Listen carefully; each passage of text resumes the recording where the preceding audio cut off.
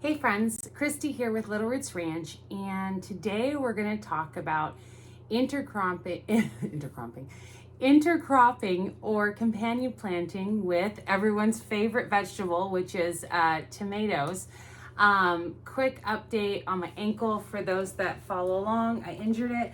I've got a new brace for it, and it's feeling a lot better. I still haven't been out to the garden, which is really hard, and there's a lot of things that are building up, but I'm hoping this weekend I should be able to get out there. So today's video comes from the inside seed starting area because that's where I can get to. Anyways, so today's video is about intercropping with tomato plants. Now, intercropping, if you don't know what that is where you put multiple crops together that have hopefully a positive connection. There are crops that you don't want to plant with other crops, and I'll get to those at the end. But for the most part, some plants will either enhance either like growth or what's blah my mind deter pests and stuff like that, or attract beneficial and predatory insects.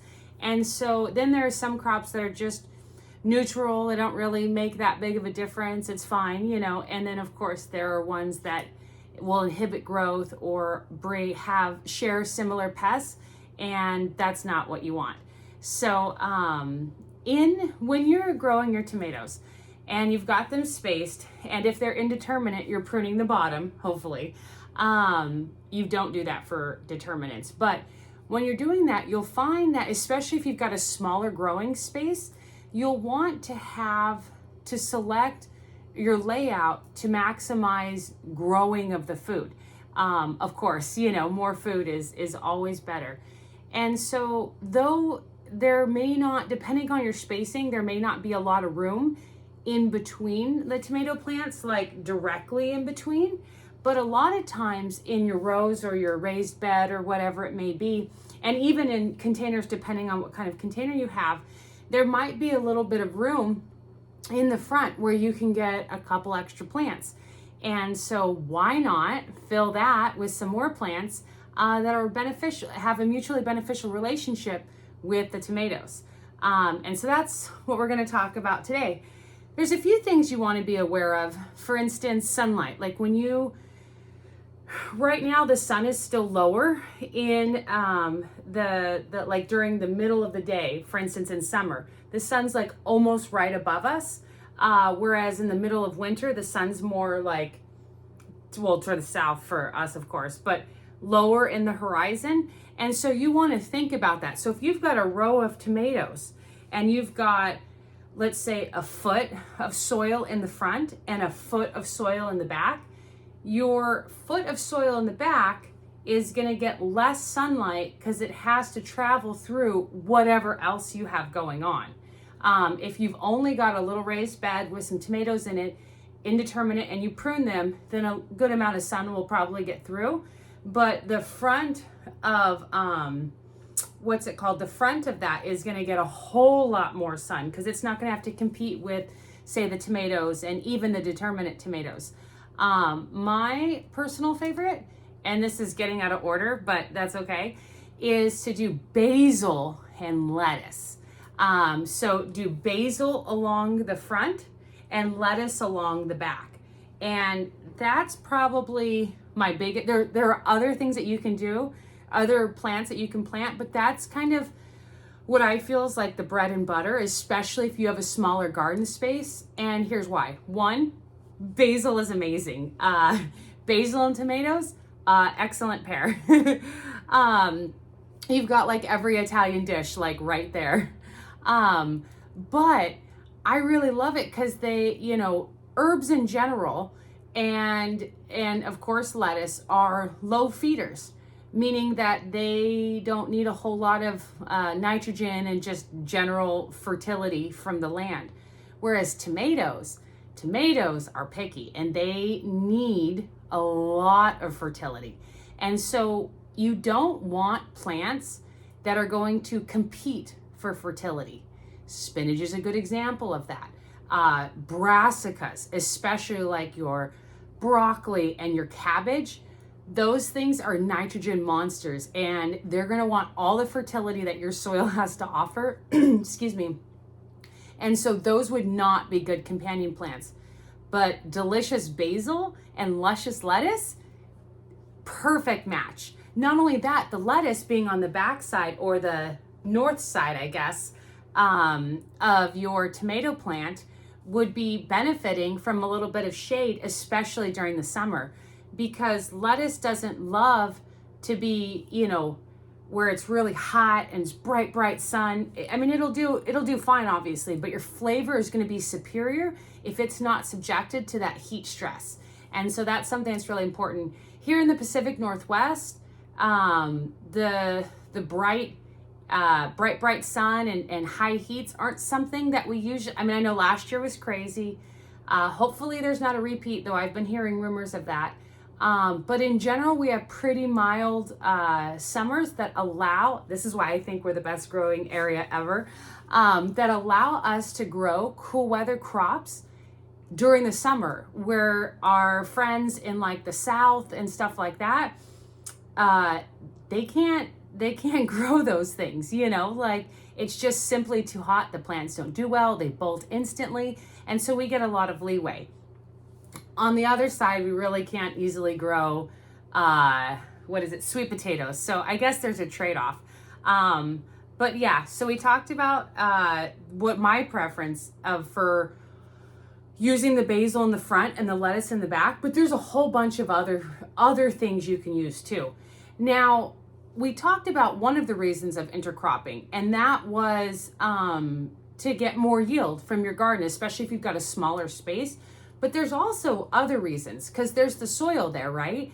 And it gets degraded by different things. Like if you have heavy rains, it can run off, depending on, of course, your setup or whatever. The wind can blow it around. If the sunlight's hitting it and it's being watered, weed seeds are either going to land there, or they're already sitting in that soil and just ready to sprout and give you a bunch of heartache. As well as other things, so filling those areas, this comes with a caveat though, but filling those areas will help protect that soil, feed that soil, remember, because the microbes are loving all the roots. But you want to be careful that you don't overdo it, because if you put in, let's say, just fill the whole thing with basil as like a complete under canopy, then what you're not going to have is airflow. And if you don't have airflow, then that's when you start having diseases and moisture problems and stuff like that. So you're pruning the bottom of your tomatoes, indeterminates, but you don't want to just simply replace that with something else that's going to do the exact same thing. So that, they're sparse plantings. And when I do garden tours, when everything's up and running, obviously I don't have any tomatoes outside right now, and not basil either. Then I'll show you what I mean by that. But you just want to plant a few, just intermittently. And basil isn't the only thing. And you can plant different things. The more things you plant, you want to check if they all go together.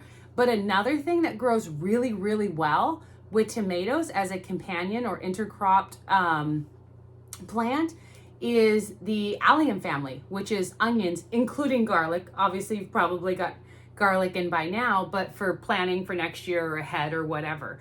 But onions, chives, leeks, any of those things, they grow really well with tomatoes, and they don't require, I guess they do use a pretty good amount of fertility, but they've got really shallow root systems. And if you struggle with like moisture or something, if you think about the leaves of an onion plant or a leek, I mean, you can't get less thin or small or non-wind blocking. I can't think of the word, but they're not going to cause a problem. Whereas, say something like, I know you're not supposed to plant cabbage next to a tomato, but let's say cabbage. They've got those huge leaves, that big ball, like it really blocks the airflow and the light and all that stuff. And so it's something that's nice and thin. Another option is if you were to do, say, a root vegetable, which their phosphorus needs are higher. And they actually, you don't want nitrogen for root crops because then you'll just grow the tops, the greens. Remember, nitrogen grows green, not root vegetables. And so your tomatoes can have all of the nitrogen and your root vegetables can have all of the phosphorus. And so things like carrots, or radishes or whatever. And if you think about, radishes are in there real quick. They get like a low profile canopy. And with carrots, you know, carrots are, well, can you see this? Yeah. They kind of look like, this isn't carrot, but it kind of looks like that, where they're like wispy little leaves and stuff. And the wind and air circulation has no problem going through that. Let's see, well, what else am I missing? Oh, all herbs generally grow really well. You have to keep in mind, like basil is a favorite of mine because it's an annual, meaning that it'll winter kill, you know, every single year, because it won't make it through. Obviously, it doesn't tolerate frost. But like thyme is a really excellent ground cover, and it grows really well with tomatoes, low nutritional needs. It has a perfect profile. But that's also a perennial. And so that's okay to do. You just want to have that in your plans, you know, like, or if you're rotating or whatnot, kind of have that in your plans, or you can dig it up and move it. Like if you're putting tomatoes next year in a different spot or whatever it may be. Another great thing are flowers. Like if you were to grow, marigolds or nasturtiums, again, you want to keep them under control and not plant them too thickly.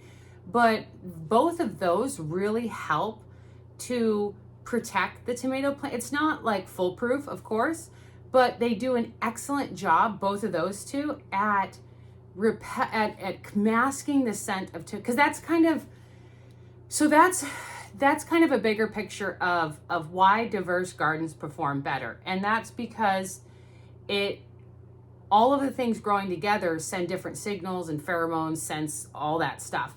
And so it's not so obvious to a pest, like let's say the tomato hornworm, for instance. If your tomato is hidden in there with a bunch of different things, it's not so easy to pick up the signal. Whereas if you've got like a plot where you've just got a bunch of tomatoes and that's it, or when you get into like farming, like the large farms with the monocropping, where it's just as far as the eye could see the same plant, that's going to be heaven for pests of whatever is planted.